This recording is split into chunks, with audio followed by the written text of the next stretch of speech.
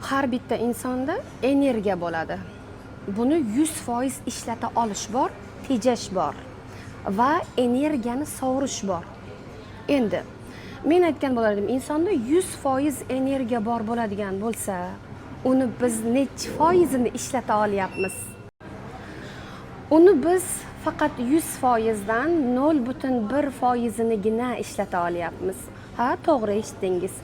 Negaki biz hayotda ertalab uyqudan uyg'onganda biz 100% energiya bilan turamiz, lekin bizning energiyamiz mayda ishlarga sochilib ketyapti. Masalan, 100% energiya bilan o'rningizdan turasiz va siz ertalab uyqudan uyg'ongandan keyin bizni energiyamizni sovuruvchi birinchi narsa bu telefon va ijtimoiy tarmoqlar hisoblanadi. Va bor energiyani ijtimoiy tarmoqlarga, fokusni ijtimoiy tarmoqlarga bo'lamiz va soat 10-11 kelgan vaqtida biz obedga ovqatni esimizga tushib qoladi. Va obeddan keyin esa doimo bizda yana o'sha mayda-chuyda ishlar bilan olib boramiz. Insonda 100% energiya bu har kim har narsada energiya oladi. Masalan, kimdir ovqatdan energiya oladi, kimdir yaxshi gapdan energiya oladi, kimdir so'zlardan energiya oladi, kimdir yurishdan energiya, kimdir farzandlaridan energiya. Energiya olish manbai juda ko'p. Bitta narsa emas, 3-4 ta, ya'ni hamma narsa bizga energiya bera oladi. Endi nima uchun men 100% energiyadan 1%ni deb aytyapman? Biz jonimizni qiynab ishlamayapmiz hozir. Biz jonimizni jabborga berib qilmayapmiz biron ishni. Bizda doimo ertaga degan narsa bor. Negaki biz juda ham ko'p eshitamiz. Fikrlar sizni o'zgartiradi. Endi o'sha sizni fikrlar o'zgartirishi uchun, siz o'sha energiyani olishingiz uchun siz bir kunda necha soat bilim olishga vaqt ajratyapsiz? Bizda energiya ajralib chiqadi. Masalan, kitob o'qisak energiya olamiz, kim bilandir gaplashsak energiya olamiz. Negaki bizning fikrimiz o'zgaradi. Insonlar bir-biriga energiya beruvchi va energiya oluvchi insonlar hisoblanadi.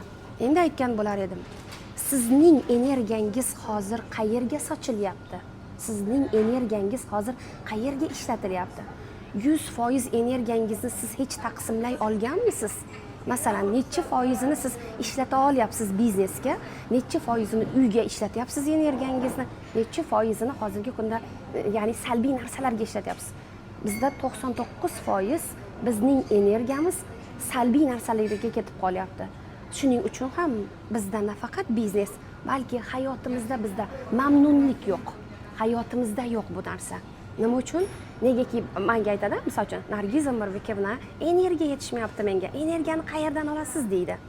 Energiyani birinchini bizda energiya bor. Har kuni uxladik, ya'ni 8 soat uxladik, bizga energiyaga to'ldik. Ba'zi paytlar bizda yarim soat uyqu ham bizga energiya beradi. Biz har kuni ertalab energiyaga to'la holatda uyg'onamiz.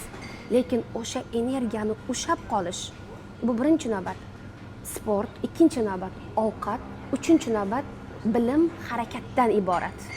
Negaki ovqat 8 soat uxlamas ekansiz, energiya tushadi. Sog'lom ovqatlanmas ekansiz, energiya tushadi. Bilim olmas ekansiz, energiya tushadi va harakatlana olmas ekansiz, energiya tushadi.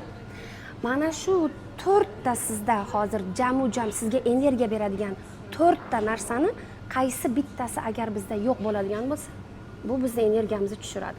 Shuning uchun aytgan bo'ladim, sizning energiyangiz hozir qayerda? Ya'ni sizning energiyangiz nimalarga sarf qilyapti? Sizning energiyangizni o'zingiz energiyangizni boshqara olyapsizmi? Yo'q.